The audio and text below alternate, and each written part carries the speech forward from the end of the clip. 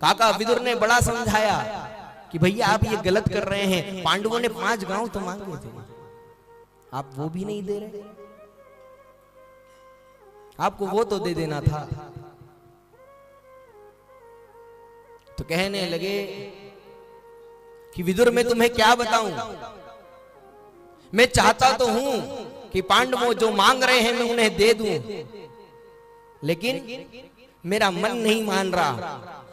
जब मेरे सामने मेरा दुर्योधन आकर के पिताजी कहता है तो मेरी वो इच्छा मर जाती है।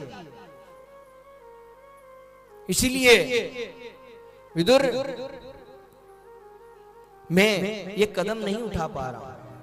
आज विदुर जी को बड़ा ही क्रोध आया और वह कहने लगे भैया आप अभी तक तो अंधे थे, लेकिन आज आप मन से भी अंधे हो गए। आपको पता है कि धर्म क्या है। आप जिस गद्दी पर बैठे हैं ये फिर भी आपको किसने दी? पांडव ने दी। जो पांडु राजा थे वे जब अपनी तपस्या करने गए, उन्हें श्राप मिला तो पुनः आए और आपको बता करके आपको राजगद्दी पर बिठा करके गए। और उनका पहला वचन यही था, भैया जो बड़ा बेटा हो, जो बड़ा पुत्र हो, उसे इस गद्दी पर बिठाना, और बड़ा पुत्र भी यदि है और योग्य नहीं है तो उसे मत बिठाना। लेकिन आज आपको पता है आपका पुत्र योग्य नहीं है, फिर भी आप बिठा रहे हैं।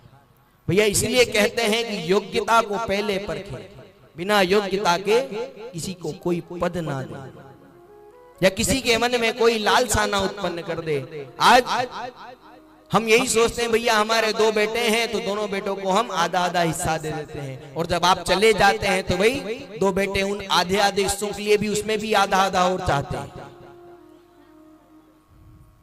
इसीलिए जब तक जीवित हैं तब तक किसी को किसी प्रकार का कोई लालच मत दो, कोई मोह मत दो कि ये तुम्हारा है या ये तुम्हारा है। ज्यादा ही कुछ लगता हो तो भैया अगर आपकी संतान स्वयं योग्य होगी कि वह कुछ कर सकती है तो आपके धन का लोभ नहीं करेगी। आपकी बड़ी जायदाद, बड़े बड़े बंगले, इतने बड़े घरों की उन्हें कोई आवश्यकता नहीं है, वे स्वयं अपना बना करके रख लेंगे। लेकिन योग्य नहीं होगी तो आपका जो है वह भी नष्ट कर देगी। पुत्र कुपुत्र तुका धन संचय, पुत्र कुपुत्र तुका धन संचय। कितना संचय करके लग रो, यदि पुत्र संतान योग्य नहीं है तो वह सब नष्ट कर देगी। यदि योग्य है तो वह और इकट्ठा खुद स्वयं के लिए कर लेगी। आपका जो है वो तो धरा का धरा ही रहेगा। इसलिए संतान को योग्य बनाने की आवश्यकता है, और योग्य तो बनाए, लेकिन आज धर्म के लिए भी धर्म ध्वजा भी उठाए, धर्म की भी आज धर्म को संभालने की हमें आवश्यकता है। आज देखिए आज धर्म यदि बचा है तो गांव में आप लोग आकर के बैठे हैं, सुख शांति से रह रहे हैं और शांति से आकर के कथा सुन रहे हैं। कि कहीं और होती कथा, कहीं पर भी कहीं होती है कथा तो वहां पर केवल नाच गाना सुनना पसंद है, कथा सुनना पसंद नहीं है। हर कोई यही सुनना चाहेगा, मैंने बांध लियो प्रेम वाला कंगना, हरि आओ मोरे अंगना,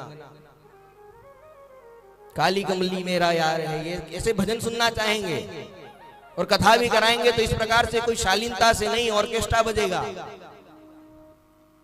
इस प्रकार से कथा सुनना लोगों को पसंद है, कथा सुनना कोई नहीं चाहेगा।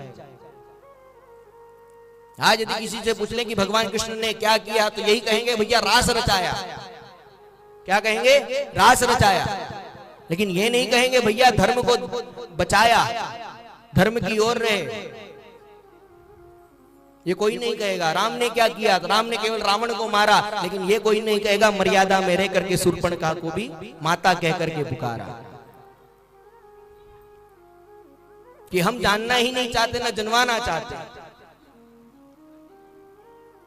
यदि आप में निष्ठा है भागवत जी के प्रति और आप भागवत जी के प्रति कुछ समर्पित करना चाहते हैं तो अपने मन को करिए, अपने संतान को भागवत जी की शरण में लाइए। क्योंकि आज आप देखिए कितने प्रकार से हमारे धर्म को क्षति पहुंचाई जा रही है। पहुंचाई जा रही है, नहीं पहुंचाई जा रही है।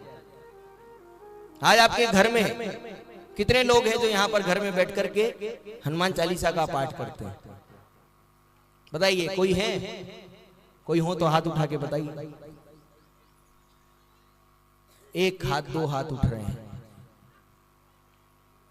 और आपके बच्चों को इंग्लिश मीडियम स्कूल में पढ़ाएंगे और वही आकर के क्या पूछेंगे, what is your name mummy.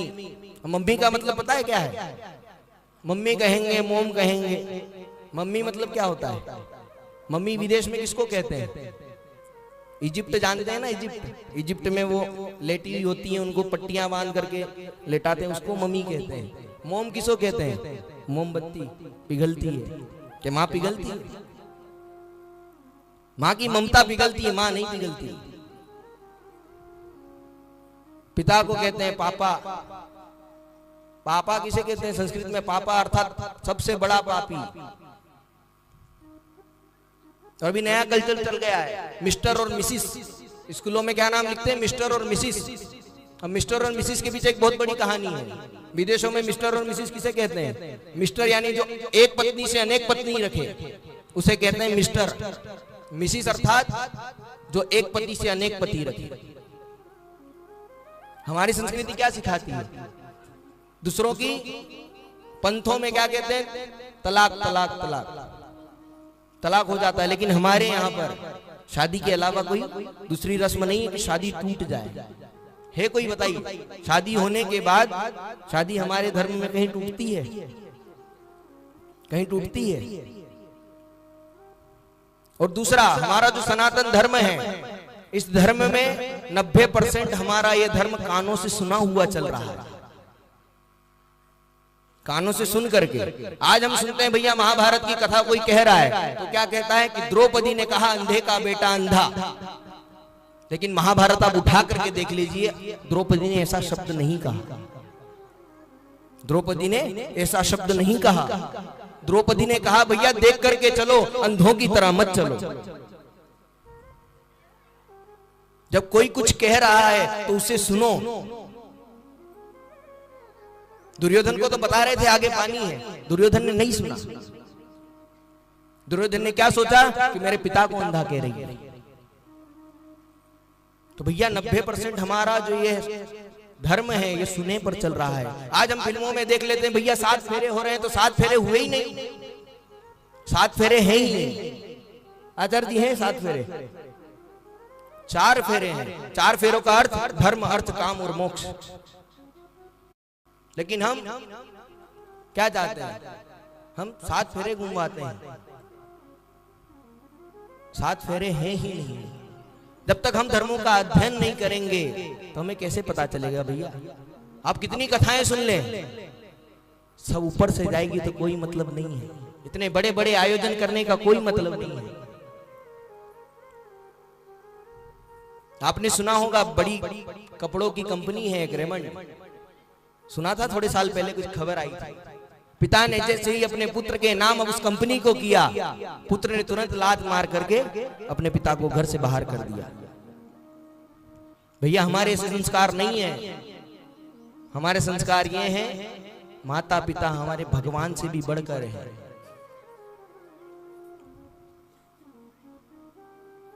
हमारे धर्म की यदि हमें बचाना है तो आगे की पीढ़ी को संभालें। यदि कथा विश्राम होने के समय आपको यदि भागवत जी पर कुछ चढ़ाना है या व्यास जी को कोई दक्षिणा देनी है तो केवल इतनी दक्षिणा दे देना, घर में प्रतिदिन बैठ करके हनुमान चालीसा का पाठ कर लेना। इतना तो दे देंगे। कौन कौन देगा ये दक्षिणा? कोई हाथ ही नहीं उठा रहा, किसी को देना ही नहीं, बस 4-5 लोग। तो भैया थोड़ा सोचिए, विचार कीजिए। बहुत से लोग ये सोचेंगे मन में कि व्यास जी को क्या है, घर में व्यास गद्दी पर बैठ करके माइक से बोल रहे हैं। भैया आप हमारे घर पर आकर के देख लीजिए हम कितना पूजा पाठ करते हैं, कितना जितना हम ज्ञान देते हैं तो उतना ज्ञान अपने ऊपर लागू करते हैं। अन्यथा हम अगर ये ज्ञान दे रहे हैं और खुद पर लागू नहीं करते तो ये ज्ञान देने का हमारे ऊपर कोई मतलब नहीं है। चाहे हम कभी कहीं लेट आए, कहीं देर से उठे, लेकिन भगवान का नाम लेना नहीं भूलते।